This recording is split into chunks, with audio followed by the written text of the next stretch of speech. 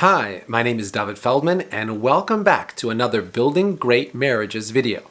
Today, I'm going to ask you, are you ready for marriage? Stay tuned and find out.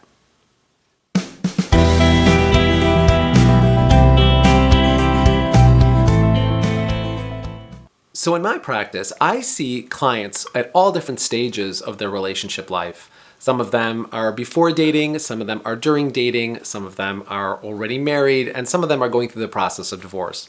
For those who are interested in getting married, I oftentimes ask them, I hear that you want to get married, but are you ready for marriage?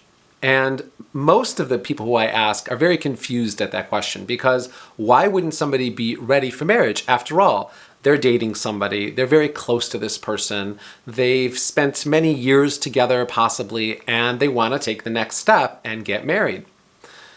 What I oftentimes have to explain is that marriage is not another step in the dating process.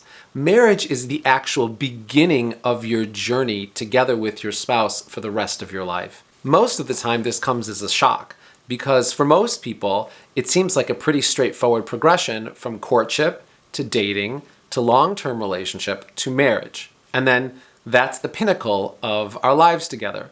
The reality is that I don't look at it in that way at all. As a matter of fact, I look at everything before the marriage as really a preparation and a selection process in order to choose the best partner with whom you're going to spend the rest of your life with and go on this amazing journey called marriage.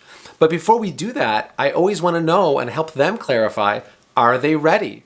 What does it mean to get married? What's your vision?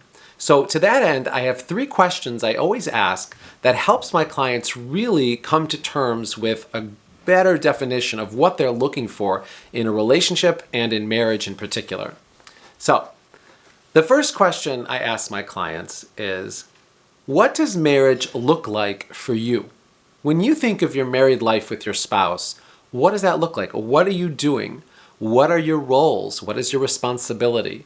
And I'm not looking just at a week after the wedding or a year after the wedding. I'm looking at 30 years out. What type of marriage do you want? What does your family life look like? Is your husband the primary breadwinner?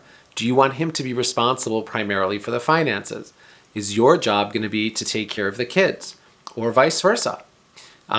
Other things which are important is what role is religion going to play in your life? Do you want to have a spiritual family? Where do you want to send your kids? Public school, homeschool, private school?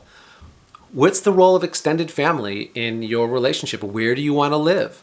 All these different types of questions of what your day-to-day and what your general roles are in marriage is very important for us to think about because sometimes our vision is way off of the life that we're currently leading.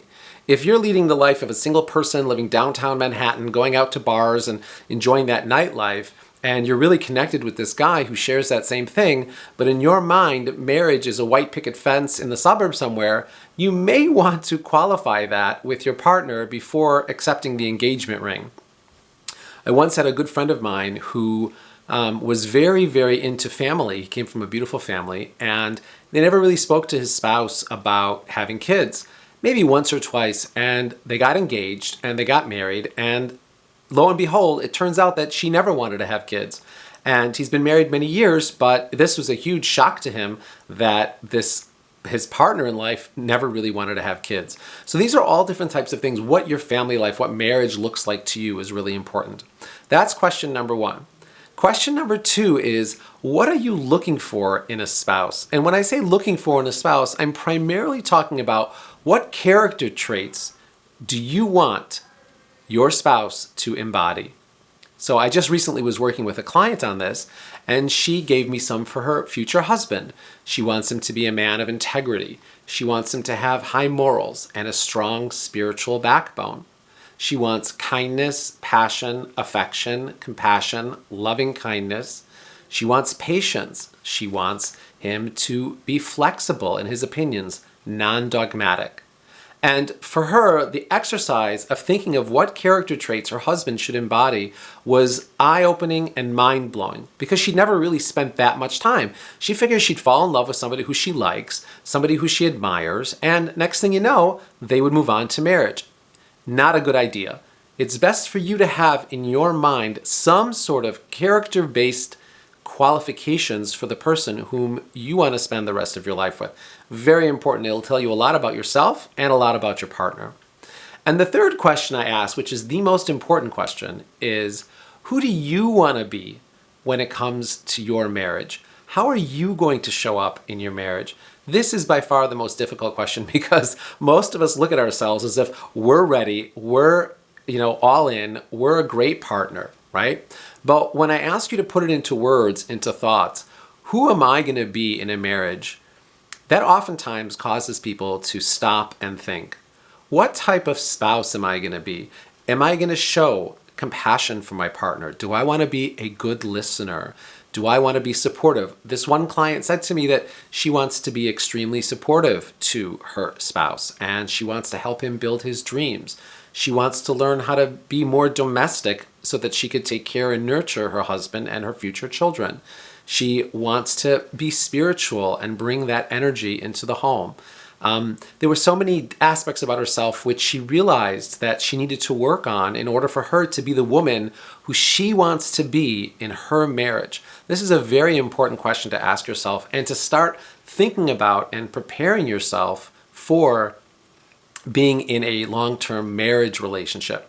Obviously, commitment and loyalty for both herself and her spouse was the backbone of what she understood to be her future relationship. I told her this story, which I think illustrates the importance of asking yourself these questions. When my brother graduated college, my aunt went ahead and offered to buy him a car. And she asked him, what kind of car do you want?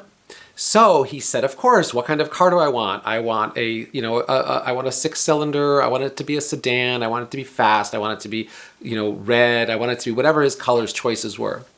What he forgot to mention, which is what my aunt was really hoping he would think about, is what do you plan to do with this car once you have it? Are you going to use it to get a job? Are you going to use it to take your parents to the doctors if they need to be taken to the doctors? Are you going to use it for good things are you going to be safe? Are you going to drive safely? Are you going to be responsible? Oftentimes when we're asked what do we want in a marriage or a relationship, we think to ourselves about all the goodies that we can get, when in reality, the vast majority of the success of our relationship is going to be, and our happiness, is going to be dependent on what we want to do in that marriage and who we want to be in that marriage. So once again, the three most important questions that we can ask ourselves if we're ready for marriage is, number one, what does marriage look like? Number two, what character traits am I looking for in my spouse? And number three, who do I want to be in that marriage and what do I look like? What are my obligations and my responsibilities in the marriage that I'm about to participate in? When you get clarity on these three things, you'll begin to realize that yes, in many ways you are ready for marriage, and no, in many ways you have a lot of work to do. The good news is that all of this is very doable. You are not the first person to get married and you won't be the last. And I have full confidence that you can have a great marriage, and with you and your spouse together putting in your best foot forward, you two will build a wonderful relationship together. God bless. Thank you for joining another Building Great Marriages video. If this content resonated with you, please don't forget to like and subscribe below.